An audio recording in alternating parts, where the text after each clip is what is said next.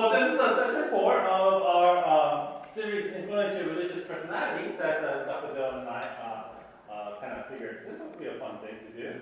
And so today we are going to continue on. This is our 4th session. Today we're doing C.S. Lewis. And so why don't we jump together in word of prayer? We begin. Oh, gracious Lord, we give you thanks as we come together this time, and as we look upon these influential personalities, influential persons in our religious communities, we pray that we may glean from them their spiritual journey, that you may give insight to not only our journeys as well, but just understand the influence that he had in the world around us. Lord, we pray for your Holy Spirit to be upon us and continue to bless us as we gather here and engage in conversation and discussion. May your Spirit grant us insights and be our guide. In Christ's name we pray. Amen. So today, again, we are looking at C.S. Lewis. C.S. Lewis is probably one of the most influential writers of the last century, 20th century, especially within Christianity. And although he was actually a very prominent academic, but most people know him as a writer because of his books, his stories, the many books that he wrote. There's about 30 books that he wrote, but one particular set of novels called The Chronicles of Narnia, which is a children's book that he intended for. In itself, it actually has quite a story. It took him over 30 years to write that book. That series, The Chronicles of Narnia, has sold over 100 million copies. And it's one of the most widely known, and especially, so according to Christianity Today, they consider C.S. Lewis as the most prominent Christian writer of the 20th century. Okay, so C.S. Lewis. C.S. Lewis, but what is his real name, right? Clive Staples. Clive. Hey, Clive. He never went by Clive. Clive Staples Lewis was born on November 29, 1898. He was born before the turn of the 20th century in Belfast, Ireland. Yeah, in Belfast, Ireland. His father, Albert Lewis, was a lawyer. They called him a solicitor. So what's a solicitor? Apparently, in British, it means a lawyer. I didn't know that. For a long time, I was like, oh, he was a salesperson. He was a salesperson. He's a lawyer. His father was a lawyer, and his mother, Florence Hamilton Lewis, I'll talk about her education in a bit, but she was the daughter of her father, was a priest in the Church of Ireland. Okay, so again, he grew up in Ireland, and he has an older brother, Warren Lewis. When Lewis was 4 years old, that's when he started going by the name of Jack. And the reason for that was because they had a beloved home dog, family dog, that died in an accident, a car accident, got hit by a car. And so C.S. Lewis was 4 years old at the time, and he was so devastated that he wouldn't respond to anyone calling him Clive or whatever name that went by at that time. And only he would only respond when they called him by the dog's name, Jaxie. And later on, when Jaxie went to Jack.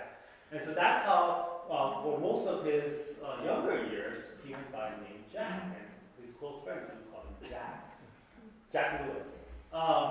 Ever since he was young, he's always been fascinated by animals, even from a young age. In fact, he and his brother, when they were very young, just playing around, and he was close to his brother, they would have imaginary, stories and stuff like that. They created an imaginary world called the World of Boston, which was supposed to be like a world of animals who could talk and govern themselves and things like that. They came up with this whole zootopia of animals.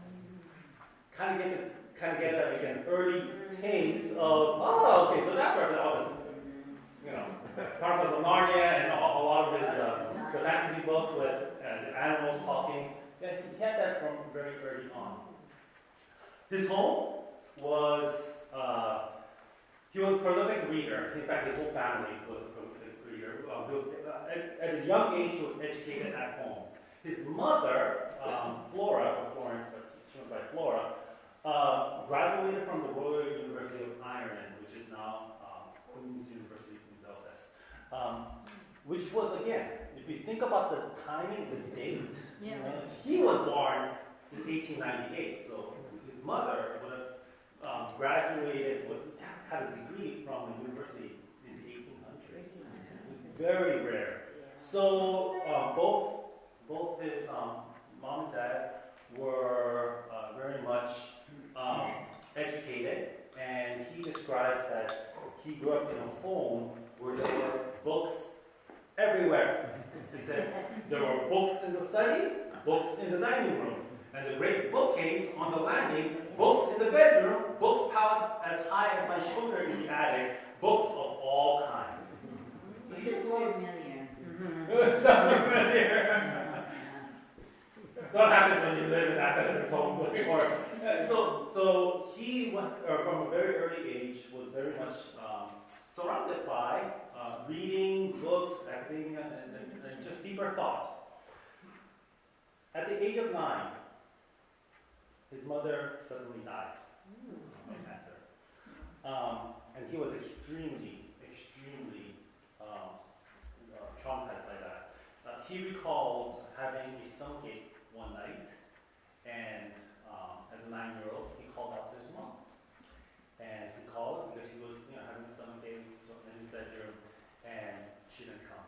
And after a while, just kind of wondering why mom's not coming, his dad came to the room crying and had to break the news to him that his mother had died. And it was traumatic for him, it was traumatic for his brother, it was traumatic for his dad. In fact, he goes on to say that his dad never recovered from the loss of his wife. Died suddenly, again, cancer, but back then, what was cancer? Didn't really know. And so after the death of the mother, the dad didn't know what to do in terms of raising the two kids, so it sent them off. So C.S. Lewis and his brother were sent off to a boarding school in England. And so, and he went to 3 different schools. One of them, what's the name of it? Wilhelm or something like that. Wilhelm was notorious for its very strict disciplinary measures, such that the school got sued by families for the cruelty. During all this time, after the loss of his mother, and just going from his early childhood in these boarding schools, really tested his understanding of faith. His mother, he recalls that his mother had given him a Bible. Again, she grew up he grew up supposedly early on in a semi-Christian home. The dad wasn't that devout, but of course the mom was. Gave him a Bible and taught him about God. But after her death, and then going through these boarding schools, he decided that the God of the Bible was either just a vague idea or had to be just simply cruel. By the age of 15, he completely rejected Christianity. Completely rejected Christianity at the age of 15, and had become what he would say, a staunch atheist at the age of 15. Instead, he turned to, again, his readings and so forth. He turned to the world of mythology, stories, mythologies, fantasy worlds, as a way of just kind of coping with the world around him. That being said, he still had a deep longing for something, and that's why again he was drawn to the mythological fantasy world because he talks about from his as early as he could remember, as he was facing the loss of his mother and going through this one loss of his dog, loss of his mother, and all of this, he held on to something that a hope that there was. For some reason, he knew that there was what he yearned for, what he later would call joy, but he couldn't describe it. But he yearned for something that, what he described as something that he knew that could not be experienced in this world or this life. The life that he knew that he was experiencing was devoid of this, and yet he kind of had this conception that there had to be something that he wasn't experiencing yet. And later on, he would call that joy.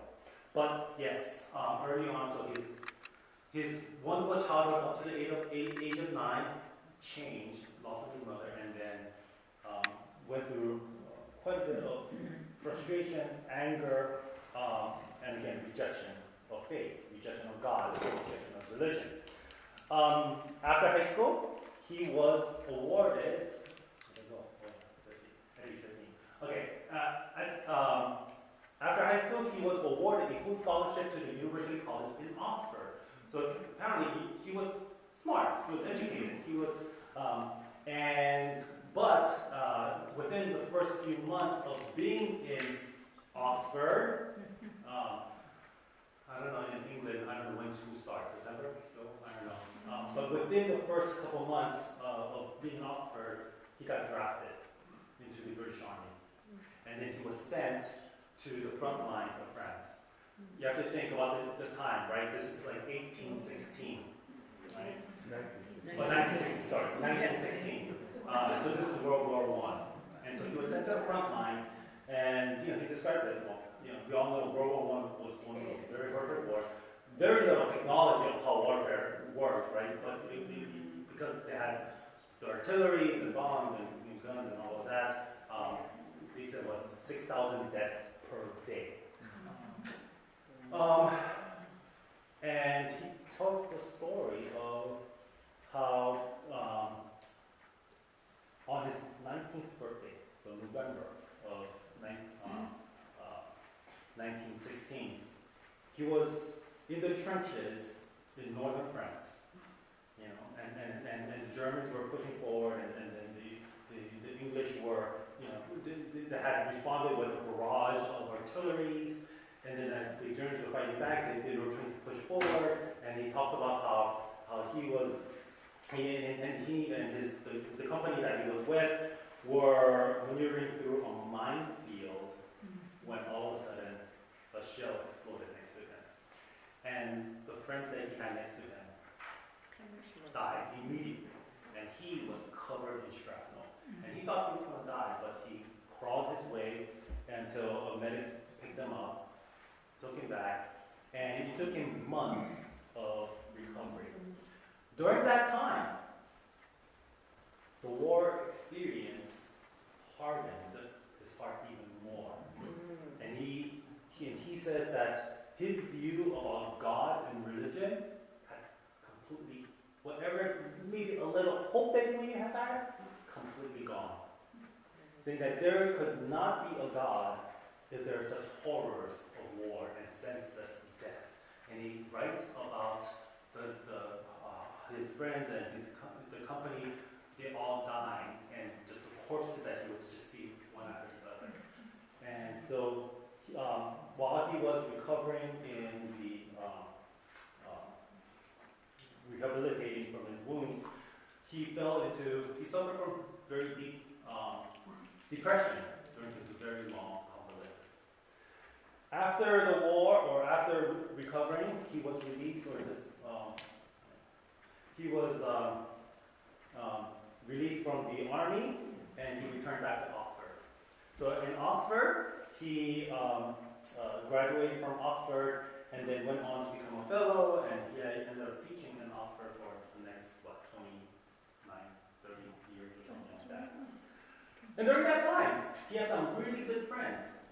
And some of these friends, among his friends, was J.R. Tolkien. I was like, oh, another famous writer. And they both write about similar things. Yeah. Right? So, okay, he was J.R. Tolkien was one of his best of friends. And they would have some of these very long walks and deep conversations, talking about, everything from literature to philosophy to religion. And J.R. Tolkien was a deep Christian. So you all know that J.R. Tolkien, right? The Hobbit, Lord of the Rings, all that stuff. And C.S. Lewis says that in 1929, so after he's already a professor at Oxford.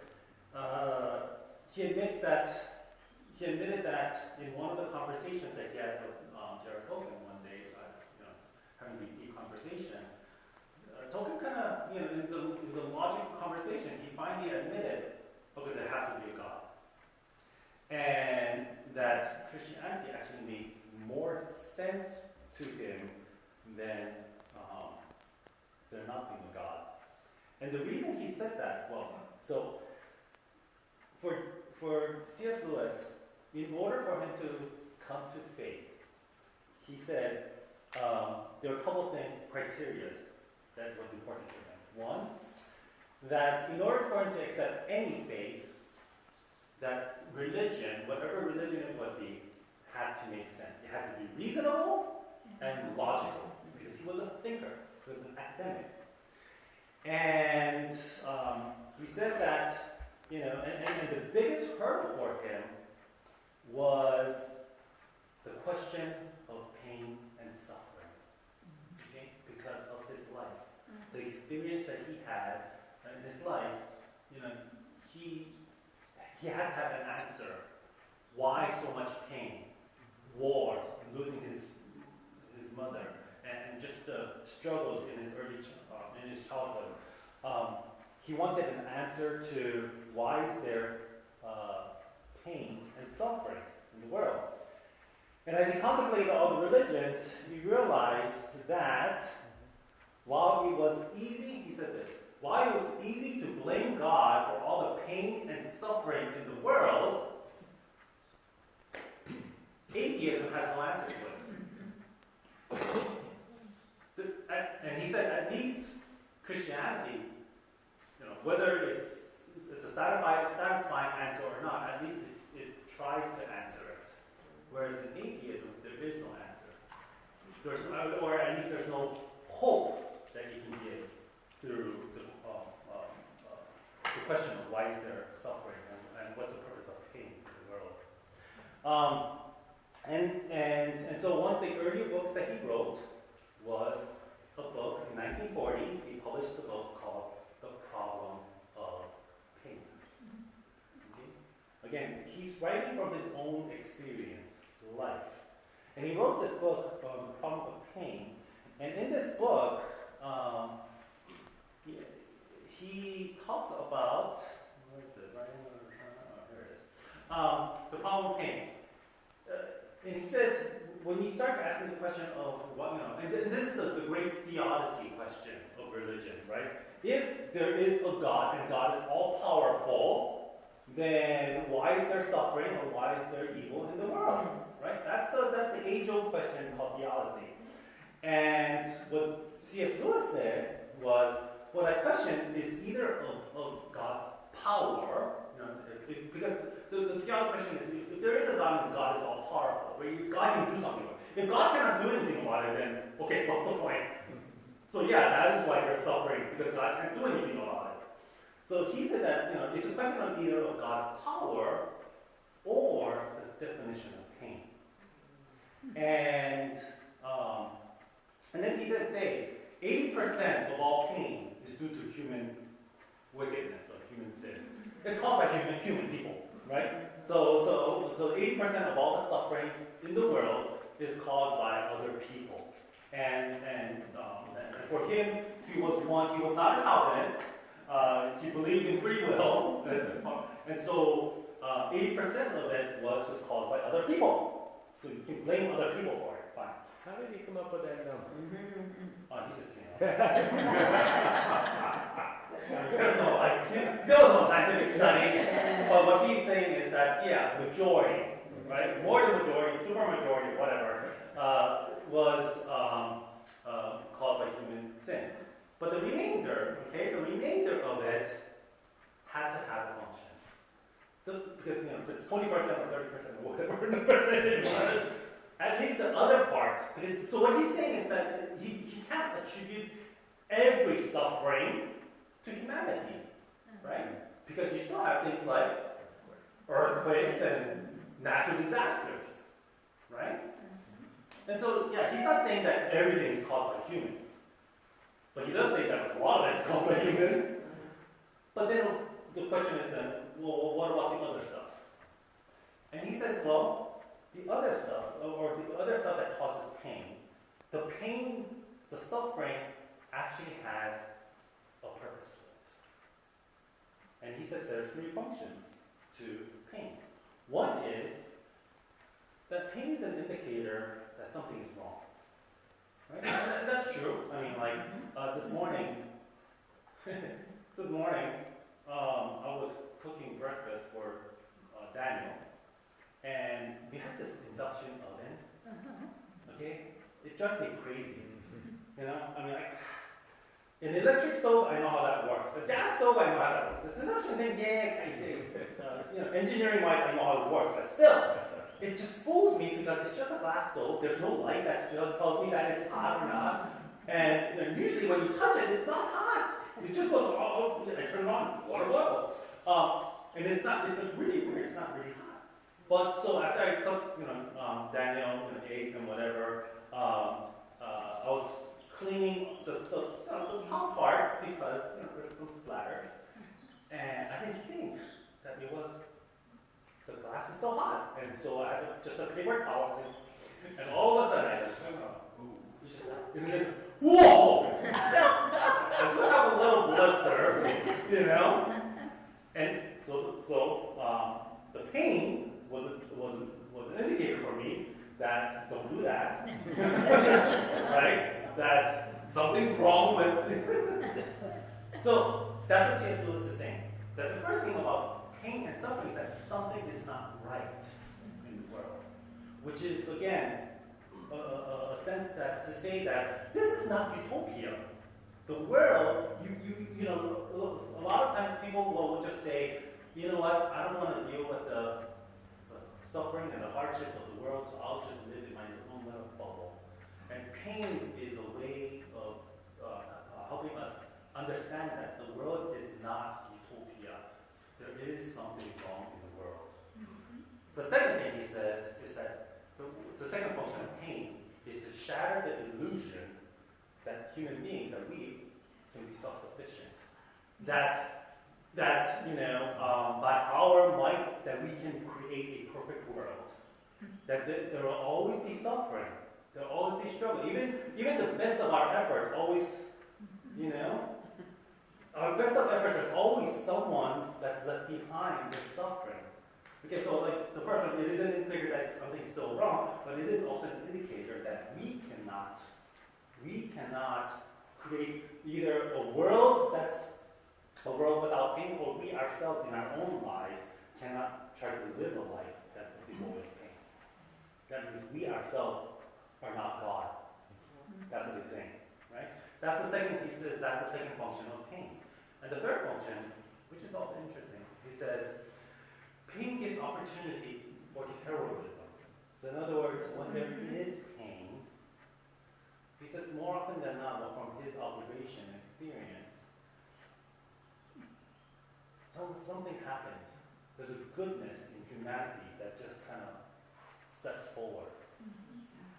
That when there is struggle and pain and suffering, it is in those times that the best of humanity comes forward. And so he says that in itself is a function of pain. And, I think about probably one of the most horrific events of our nation, whatever, 9/11. Yep. because I was early in my ministry, and I remember being tossed into that. I just started in this church. A quick funny story. In the office, Lord was there. Was it Dawn or who? Someone asked me the question. Yeah. When was the last time when? What was the question? The last time you had you had a day off, or a time that you didn't have. Well, I didn't have any worry or stress. Yeah. So either Dawn or Dorothy or one of the office people, just because I'm always going right from one thing to another. I'm like, oh, I have this on my calendar, I have this. And someone asked me, so when was the last time I didn't have any stress? I'm like, August of 2001. And I remember it very distinctively because it was serious. It was the only time, July and August of 2001, when I actually was like, oh my gosh, I don't have anything on my calendar. Because I had just received a new appointment. It was to Fullerton, United Methodist Church, Fullerton First. Before that, I was my appointment before that was planting a new church. So being a church planter takes a lot of work. So I spent the whole year going crazy and knocking on doors and doing all this stuff and trying to figure out how to gather people out of nowhere. So then all of a sudden I got appointed to this as an associate to this church, and I was like, July comes, I'm like, get settled in, and I remember sitting in my office going, okay, what am I supposed to be doing? So I go over to my senior pastor and asked, okay, so what am I supposed to be doing? And I've never really been in those socials before, and so he said, well, don't worry, just relax, enjoy your summer, just get to know the people. But I was like, there's nothing on my calendar.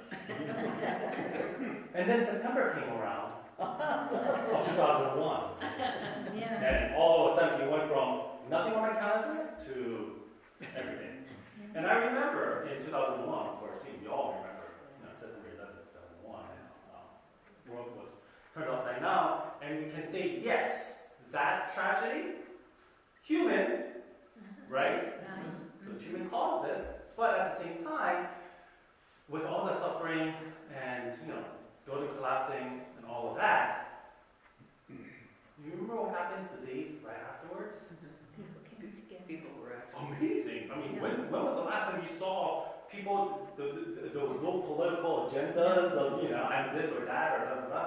People from all over, gave up their own vacation time to go and help out. And I remember, and it wasn't just 1 or 2 days, it lasted for a while of just working together. And the best of humanity comes out in the worst of crises. Right? That's what he's saying. So in a way, that's what he's saying. It's so as you can see from the way he writes, he's a very logical thinker. Now, do you agree with all of them? Yes or no? But this is his thinking. This is how he approaches religion and how he approaches faith. After writing this book in 1940, in the following year, in 1941, a BBC producer went up to Lewis and said, are you willing to give talks on the radio?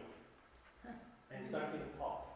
And so from 1941 to 1943, while London was being bombed in World War II, C.S. Lewis was known. His voice, everyone would recognize his voice because he was on the radio consistently providing words of hope to a nation desperate for hope. And again, the book that he had just written was about pain and suffering. And the people in England were wondering, they're being bombed, and they're experiencing pain and suffering, and he was addressing that. His talks that he gave from 1941 to 43, they later on got compiled to become one of his most well-known writings, book, Mere Christianity, which is basically, it's an apologetics. It basically it's logical reasonings of, is there a God? What is God? And all of that. Okay, and that book, Mere Christianity, is probably one of the Christianity Today is a magazine, is a publication, and they basically voted that book, Mere Christianity, as the most profound theological book of the 20th century. One.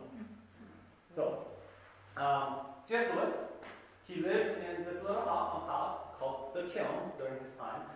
So once he became a professor of Oxford, a fellow and a professor, other than his writings, he didn't go anywhere. He just lived there for the rest of his life. No other job. Pretty much stayed there the entire time. But during his life there, he wrote many books. And a lot of it, his writings were a way for him to kind of put words to paper what he was going through in terms of understanding his own faith. The Great Divorce, Screwtape Letters, and again, the Chronicles of Narnia books. Again, up to then, these are very highly intellectual books. They're not really meant for children, but he was approached about writing a children's story, and he immediately jumped on it because he talked about how he had always dreamt about this world of animals. Starting from when he was a kid, 10 years old, or 9, earlier than that, and he basically started talking about and used that world of animals to talk about his understanding of faith. And so, of course, Chronicles of Narnia, and they turned it into movies. The Lion, the Witch, and the Wardrobe. It's like the total fantasy, right? Yeah. Lion, Witch, wardrobes. Wardrobe, just that. Which is a secret door to another world. Right? So, what he's always thinking about is there has to be another world. That the world that we live in is not all there is. He also, and witches. So there's things that you can't really explain and whatever. And then, of course, the lion represents Christ figure. Right? And so for him, coming to faith, darn it, I'm missing another slide. Okay, so going back to, where did that slide go? Going back to him coming to faith. Again, one, it had to be logical, right? But two, the reason why he gravitated to Christianity. Yes, he had a Christian upbringing with his mom during his early years, but the reason he gravitated to Christianity when he started to really think about religion was because of the person of Jesus Christ. And what he said was that Jesus Christ, for him, Jesus, his life and teachings, he doesn't get into the mythologicals of virgin births or resurrection, all of that. He just talks about the life and the teaching of Jesus. For him was the clearest revelation or example of the grace of God. And he said that if he was going to look for any form of understanding of what God or whatever may be, the life and teaching of Jesus is one that gave him the most hope. And that's what drew him to Christianity. And all his writings are of that. And so, you have Aslan, which is this lion. And if you really, think about the story of the Lion, the Witch, and the Wardrobe, the lion has really small part. It's more than thinking about all that's going on with the kids and being enticed and tricked and all of that, and then at the very end. And so, but that's what, his life. He, while he was living in the Kilns, he also continued to gather with his friends, his other professors, and formed a group called the Inklings. And the ink, because they're the writers, right? Ink. And they would The Eagle and the Child. And it's one of those places that's on our list of places. Yeah. One of the days when we go to England, what did you? Was we spending the whole day in Oxford and going to Western stuff, yes, but also C.S. Lewis stuff. In fact, one of the curriculum that we're doing before we go is. Well, it's a family. Bill said you're taking kids to the club. Oh, they go to the pub, yes. Look, so there's also a really funny story about this. So, yeah, C.S. Lewis, again, he is, he's one of the most profound individuals, personalities, influential personalities of the 20th century. And yet, his life he was not a priest, he was not a nun, and he didn't live a life or pretend to live a life that was like holier than thou. No, his theology, and he wasn't theologically trained. He didn't go to a seminary. This is from his experience. He's writing these books and stories that gets read at seminaries now. But there's this one story when he, during his latter years, he was visited by a reporter and visited at his home, and he would just welcome him and be very kind and so forth. And he kind of, at the end of the visit, he walked into the train station, and at the train station there was a homeless person. Okay, so there was a person on the side, and so C.S. Lewis just started taking out some money, and the reporter actually asked him, and the reporter said, after he came out of his mouth without him thinking about it, and he was actually embarrassed once the words that came out of his mouth. What the reporter said was, "Aren't you afraid that he's just going to spend that money on booze?" And C.S. Lewis said, "Well, if I keep the money, it's going to be spent on booze anyway." C.S. Lewis is known for hanging out at that pub, and having a glass of ale, like all day long or whatever. But that was his attitude. That was the person that he was. I think, didn't he also marry a divorced woman, which became an issue? Okay, I didn't really have that in here, but okay, so there's a story behind this. So one of his friends that he ended up going to when he was drafted, what's his name? Harry? I forgot his name. But anyhow, they made a pact. His friend and C.S. Lewis made a pact when they got to the front lines. And they were scared as they're young kids, right? They're 19 years old, 18 actually at that time. And they made a pact that if either of them does not survive, that they would each take care of their parents. And so he had a mom, a single mom, and C.S. Lewis had a single dad. And so during the war, of course, his friend died, during that incident. And after C.S. Lewis recovered and went back to Oxford, he kept his promise. And he lived with his mother, who was 26 years older than him. There were rumors that the relationship was kind of close, because he lived with her. And but at the same time, it's nobody really knows. It's all theories, but they think that there may have been some romantic infatuations, yet at the same time, they had separate bedrooms, and he called her mother. So some people think the relationship, was more of where for C.S. Lewis, her name, what's her name?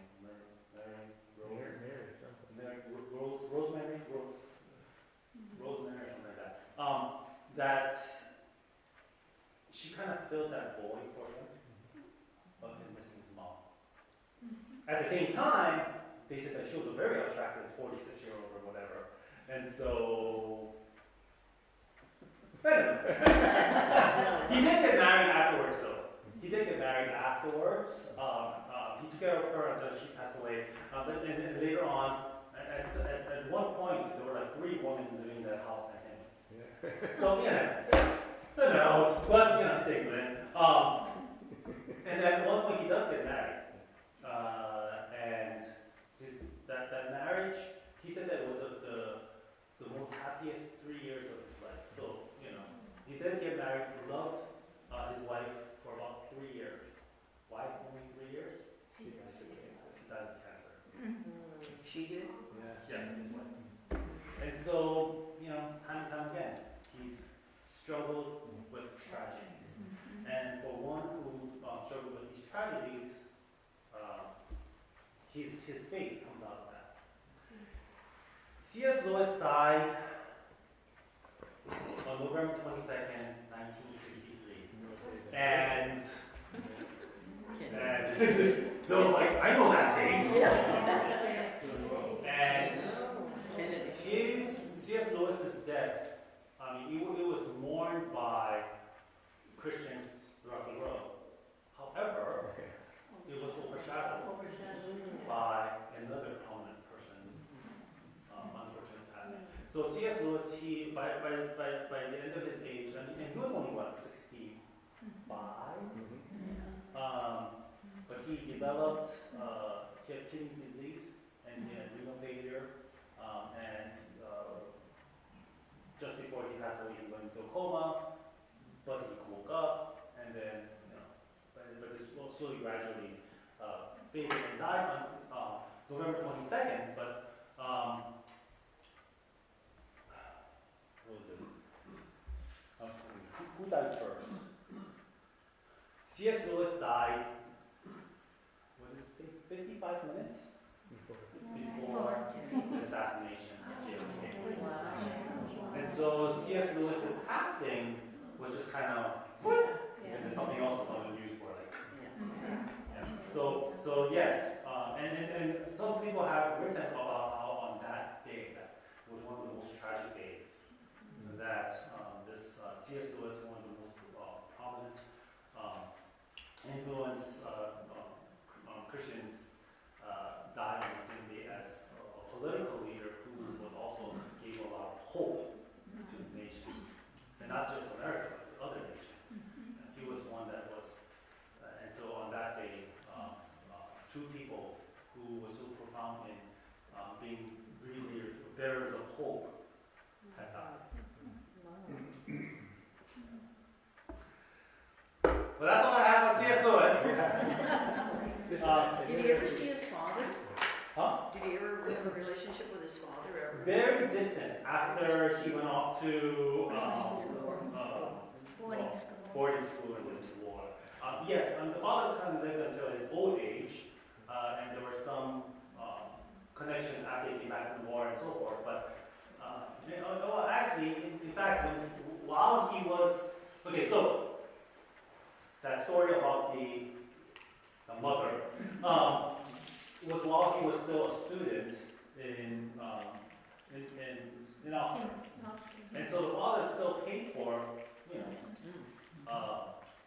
C.S. Lewis's education, although he had a scholarship. So he had a scholarship for the stuff, but he was still paying for his living quarters. I think that's what it was, right? And C.S. Lewis never told the dad that he was paying for 3 people. A few extras. A few extras that was living with him in his home. So there was something there, but anyhow. What happens to his brother?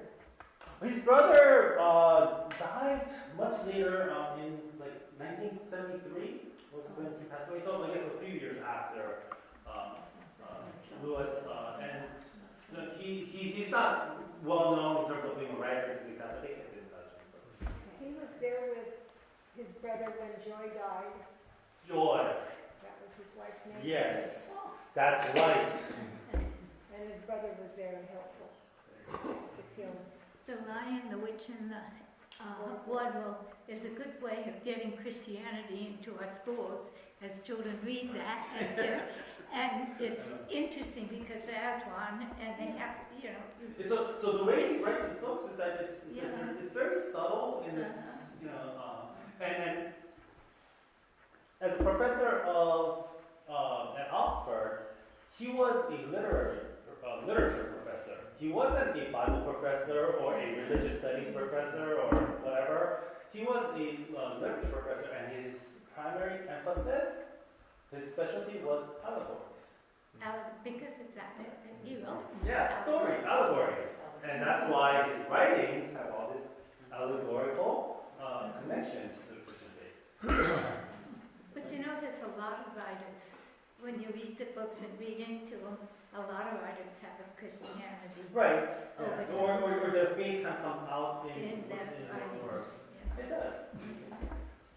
Any faith for any person is something that is going to be a significant part of who they are as an identity. And so any person's work should have some sort of reflection of it. It's a bit of a side. Tolkien was a very devout Catholic. Yes. And he was very disappointed when Lewis didn't become Catholic. He was the Church of England. Yes, he was Anglican. He was in fact, he was a very faithful Anglican, till his death. So.